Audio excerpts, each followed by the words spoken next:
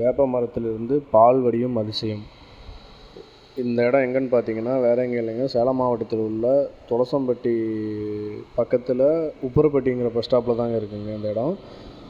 ஒரு தோட்டத்தில் இருக்க வேப்ப மரத்துலேருந்து பால் வடியுதுங்க. அது ஊர் மக்கள்லாம் பார்த்து மஞ்சள் கலர் துணி சுற்றி படையல் வச்சு வழிபட்டு வந்துட்டுருக்காங்க.